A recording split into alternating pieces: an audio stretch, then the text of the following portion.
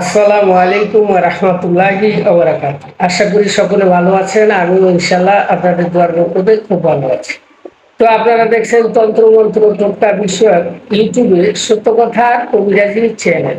সত্য কথা কবিরাজি চ্যানেলের পক্ষ থেকে আজ আমি আপনাদের জন্য রোগীর উপরে জিন হাজির করার মন্ত্র নিয়ে হাজির হয়েছি। যদি ভিডিওটা ভালো লাগে অবশ্যই চ্যানেলটি সাবস্ক্রাইব করবেন, লাইক শেয়ার কমেন্ট করতে ভুলবেন না।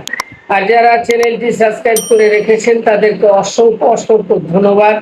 আর যাদের ভিডিওটা ভালো না লাগে তারা সাবস্ক্রাইব করার কোনো প্রয়োজন নেই।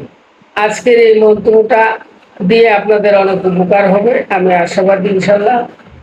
তো কবিরাজ ভাইরাও করতে পারবেন নিয়ে নিয়ে। আর যারা নতুন কবিরাজি শিখতে চাচ্ছেন, তন্ত্র মন্ত্র শিখতে চাচ্ছেন, তারা এই চ্যানেলের সাথে থাকলে আশা করি সবকিছু শিখে মানুষের উপকার করতে পারবে। তো আমার অনুমতির জন্য ভিডিওতে কমেন্ট করবেন যে অনুমতি চাই, আর কিছু করার দরকার নেই। তো বেশি কথা না বলে চলুন ভিডিওটা শুরু করা যাক।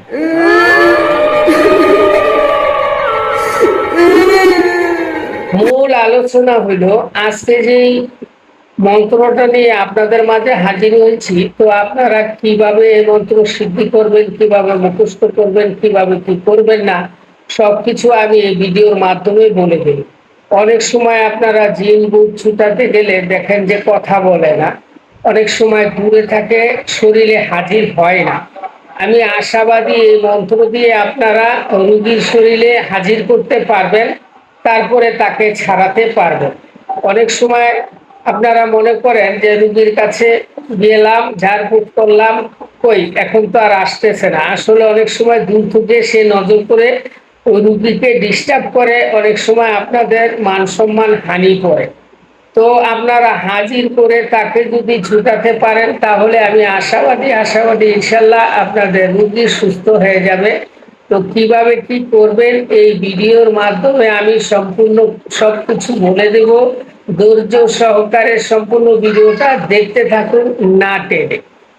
তো সবকিছু বলার আগে চলুন স্ক্রিনে মন্ত্রটা দেখে আসি। স্ক্রিনে অবশ্যই মন্ত্রটা দেখেছেন, এবার কি করবেন কি করবেন না আমি সবকিছু বলে দিই। তো চলুন শুনে নেওয়া যাক। শনিবার অথবা মঙ্গলবার, শনিবার অথবা মঙ্গলবার মন্ত্রটা উত্তর দিকে মুখ করে বসে ভালোভাবে মুখস্থ করে নেবেন। যখন ভালোভাবে আপনার মুখস্থ হয়ে যাবে, যখন এই মন্ত্রটা আপনি মুখস্থ করতে যাবেন, তবে আপনার শরীর বন্ধ করে নেবেন।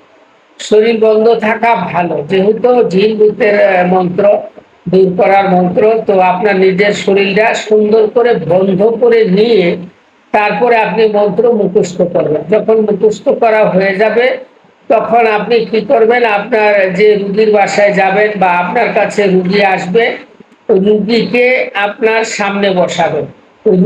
রুগীর মুখ থাকবে হইলো পশ্চিম দিকে, আপনার মুখ থাকবে হলো পূর্ব দিকে। এভাবে একবার মন্ত্র পড়বেন, রুগীর তালুতে একটা ফু দিবেন। আবার মন্ত্র পড়বেন, রুগীর তালুতে একটা ফু দিবেন। আবার মন্ত্র পড়বেন, রুগীর তালুতে একটা ফু দিবেন। এভাবে তিনবার পরে তিনটি মন্ত্র রুগীর মাথায় ফু দিবেন। দেওয়ার পরে আবার তিনবার মন্ত্র পড়বেন, ফু দিবেন। আবার তিনবার মন্ত্র পড়বেন, ফু দিবেন। এভাবে মোট 9 বার মন্ত্র পড়ার সাথে সাথে আমি আশাবাদী ইনশাল্লাহ জিন ভূত দৈত্য দানা মাদার কালী যাই থাকুক না কেন রোগীর কাছে সাথে সাথে হাজির হয়ে যাবে। তবে নিজের শরীর পারফেক্ট ভাবে বন্ধ করে নিয়ে কাজ করবেন। ঠিক আছে, ভালো করে ভিডিওটা বুঝে শুনে আপনারা কাজে খাটান ইনশাল্লাহ।